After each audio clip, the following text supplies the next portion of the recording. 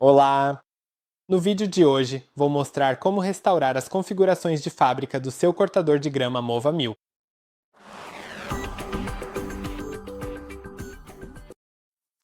Aqui está o robô e existem dois métodos para redefini-lo. Ambos alcançam resultados diferentes. Então, primeiro, vou mostrar o método mais comum que não apaga as configurações, ou seja, não apaga os agendamentos, não remove o mapa, nem nada disso. Ele apenas mantém tudo salvo. Mas assim, você pode conectá-lo a outra rede Wi-Fi ou a um aplicativo diferente. Basicamente, ele só reinicia a conexão.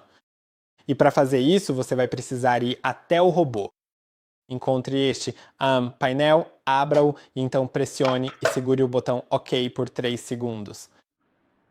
Entrando no modo de pareamento Bluetooth. Agora, ele está no modo de pareamento Bluetooth e você pode conectá-lo a outro dispositivo ou rede Wi-Fi após excluí-lo no aplicativo, clicando no nome do dispositivo no topo e em Excluir dispositivo. Agora, se você quiser restaurá-lo para as configurações de fábrica para apagar os dados do robô, será necessário pressionar e segurar tanto o botão iniciar quanto o botão OK por 3 segundos. Vamos fazer isso agora? Robô reiniciando. Agora ele está sendo reiniciado. Vai levar um momentinho. O robô vai reiniciar durante esse processo e depois estará pronto. Espero que este vídeo tenha sido útil. Não se esqueça de curtir e se inscrever e nos vemos no próximo vídeo.